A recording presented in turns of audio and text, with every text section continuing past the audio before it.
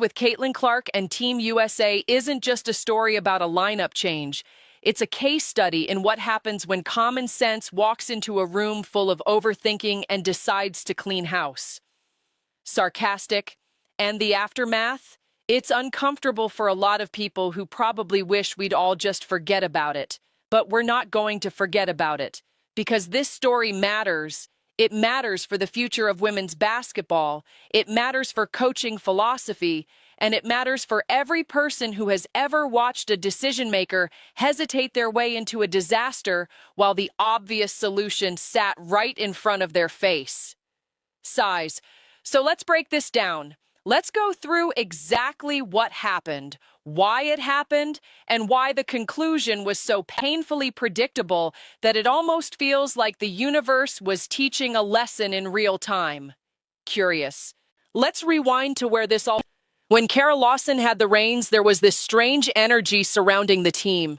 Caitlin Clark was there. Everyone knew she was there. The basketball world knew what she could do.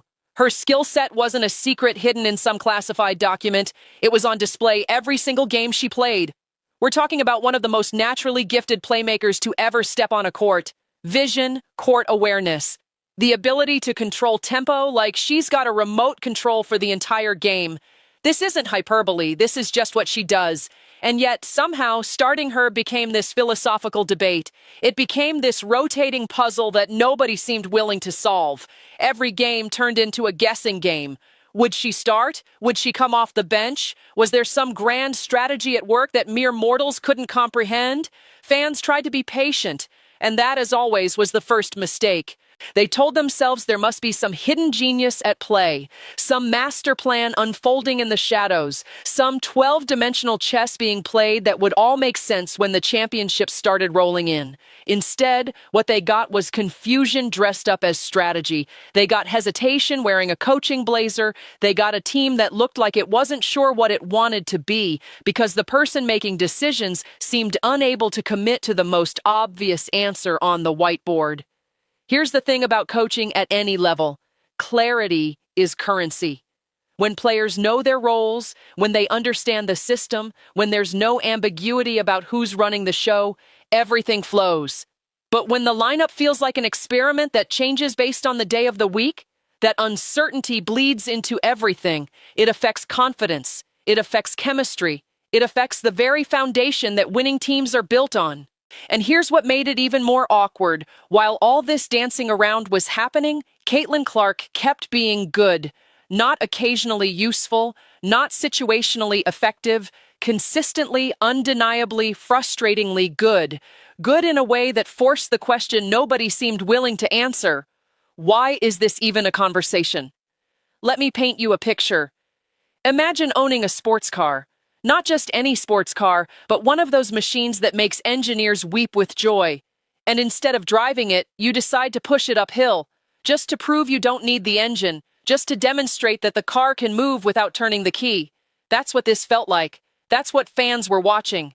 That's what was happening night after night while the basketball world scratched its collective head. The more games that passed, the louder the conversation became. And it stopped being about basketball rotations pretty quickly. It became about whether there was any plan at all. And once that question enters the arena, it doesn't leave quietly. It sits in the front row and heckles. It becomes the storyline that overshadows everything else. Social media turned into a courtroom. Every lineup decision was dissected, analyzed, and debated like it was evidence in a trial.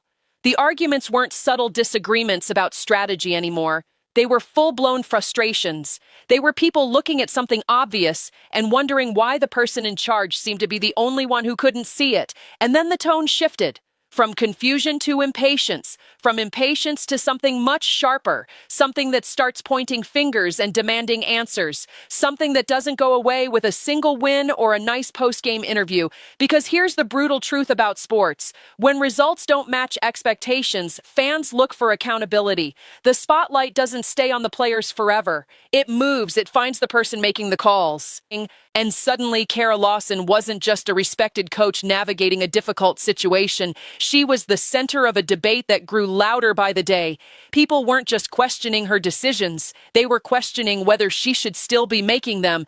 That's the pressure cooker that was building when Nate Tibbetts walked in. And this is where the story takes a turn that almost feels scripted for dramatic effect. Because sometimes all it takes is one person entering a room, looking around, and deciding they're not going to participate in the confusion. No philosophical debates. No more treating an obvious answer like it's a controversial experiment. No more hesitation disguised as strategy. No more rotating door of indecision that leaves everyone guessing, including the players themselves. Nate Tibbetts stepped in, looked at the roster, and did something that felt revolutionary simply because nobody else had fully committed to it. He started Caitlin Clark immediately. No build-up, no suspense, no overthinking, no weeks of evaluation to determine what anyone with functioning eyes could see in 5 minutes. And just like that, the entire dynamic shifted. The offense found rhythm. The spacing made sense. Possessions stopped looking like group projects with no clear leader. Everything started flowing through a player who thrives on controlling tempo, reading defenses, and creating opportunities that most players don't even see. The ball movement had purpose. The plays had intention. The identity that had been missing suddenly appeared like it had been waiting in the hallway the whole time, just hoping someone would open the door. And here's the part that makes everything before look even worse. It worked immediately. There was no dramatic learning curve, no chaotic adjustment period, no weeks of figuring things out while analysts made excuses about chemistry needing time. It just clicked. The team looked like a team. The plays looked intentional. The whole operation transformed from scattered to synchronized practically overnight, which of course raises the question that lingers like a bad smell that won't leave the room. Why did it take so long? The games themselves started answering that question louder than any analyst could. With Caitlin Clark running the show from the opening tip, Team USA didn't just win. They looked like a team that finally understood itself.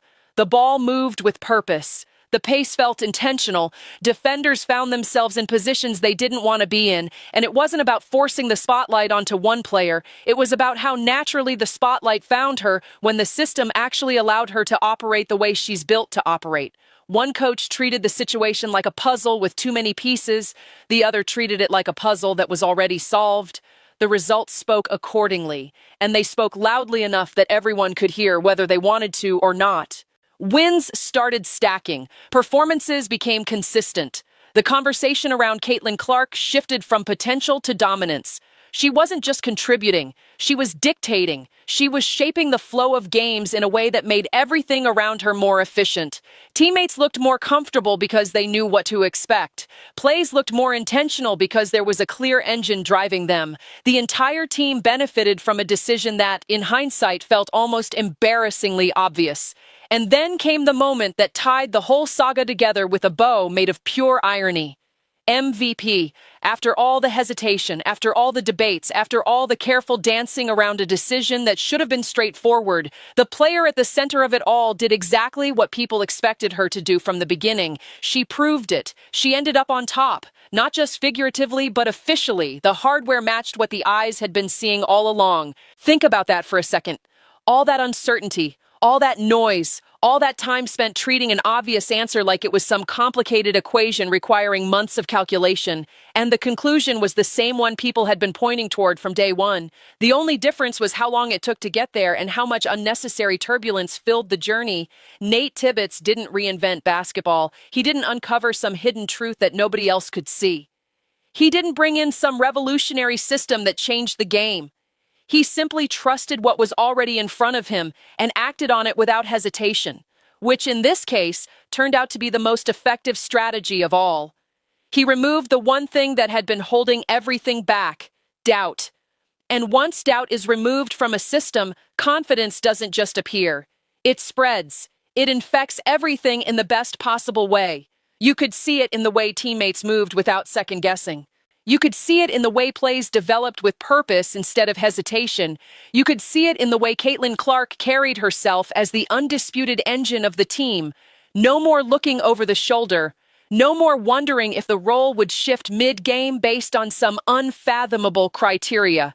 Just clarity from start to finish. Meanwhile, the shadow of what came before continues to linger. The earlier uncertainty surrounding Kara Lawson doesn't disappear just because the story moved forward. It stays in the background because of what it represented. It wasn't just about whether to start one player. It was about the inability to fully commit to something that seemed obvious to everyone watching. It was about treating a straightforward decision like it was loaded with complexity that didn't actually exist. In sports, hesitation has a way of becoming the loudest mistake of all. Fans remember it. They replay it. They turn it into debates that refuse to go away quietly. So when people started calling for changes, when they began questioning whether Lawson should still be in charge, it wasn't coming from nowhere. It was the natural outcome of a gap between expectation and execution that became impossible to ignore. Because once you see what works, you cannot unsee it. And once Tibbetts showed what happens when you remove the hesitation, everything else starts to look like unnecessary delay. Everything that came before starts looking like time wasted for no good reason. The most uncomfortable part of this whole situation, how quickly the previous approach collapsed the moment clarity entered the room. The same roster, the same talent, the same expectations, suddenly sharper, faster, and far more organized. It was like watching someone finally turn on the lights after everyone had been stumbling around in the dark. The question practically asked itself, what exactly were they waiting for? It's one thing to make a bold decision that doesn't pan out. At least that comes with conviction. At least you can respect the courage to try something different, even if it fails. It's a completely different situation when the issue is hesitation itself, when indecision becomes the defining characteristic, when avoidance disguises itself as patience and careful evaluation, and avoidance doesn't survive winning. That's the brutal simplicity of it all. Winning simplifies everything. Losing complicates everything. The contrast between the two approaches was so clean, it almost felt scripted for maximum dramatic impact. What made it even more striking was how natural everything looked once the decision was made. There was no sense of forcing a system around Caitlin Clark because she is the system when she's allowed to be. The ball found her, the pace adjusted to her, the entire identity of the team shifted from scattered to synchronized without needing a dramatic overhaul or weeks of adjustment. It wasn't a transformation, it was a correction. And corrections tend to raise uncomfortable questions about why things were off in the first place.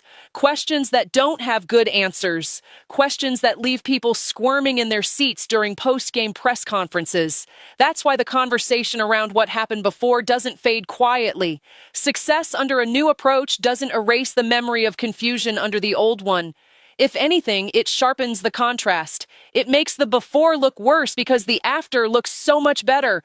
People keep circling back, replaying those earlier decisions, wondering how something so obvious managed to become so complicated in the hands of people who are supposed to be experts. Some called it overthinking, others called it mismanagement.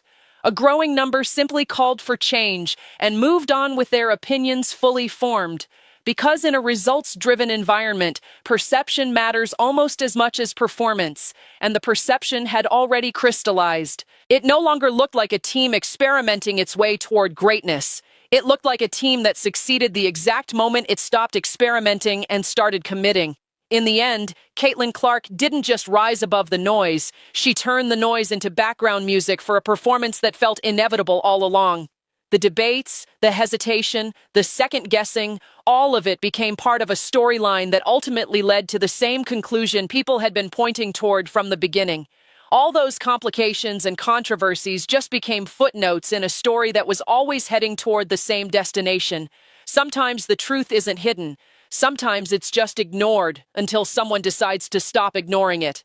And in this case, the moment that happened, everything changed. The fog lifted. The path cleared, and the results followed immediately. Start the player who makes everything better. It sounds obvious because it is obvious. And yet it took a complete shift in approach for that obvious choice to finally take center stage. It took a change in leadership for the most straightforward decision in basketball to actually get made.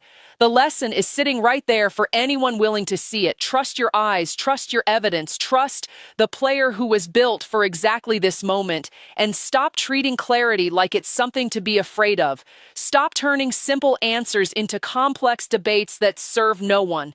Because at the end of the day, what we witnessed wasn't just a coaching change producing better results. It was a demonstration of what happens when someone in charge finally decides to stop overthinking and start acting on what everyone already knew. The validation came in the form of wins, it came in the form of dominant performances, and it came in the form of MVP hardware that put the final punctuation mark on a story that should have been straightforward from the beginning. Tell me what you think in the comments. Was the earlier hesitation justified, or was this always going to end the same way? Was there ever a legitimate reason to treat the obvious answer like a mystery? Make sure you like. Make sure you subscribe. Because stories like this don't just end, they echo. And this one is going to echo for a long time. Every time a coach hesitates on an obvious decision, people are going to remember what happened here. Every time someone overthinks themselves into a corner, this story is going to come up. That's the legacy of what we just witnessed. Not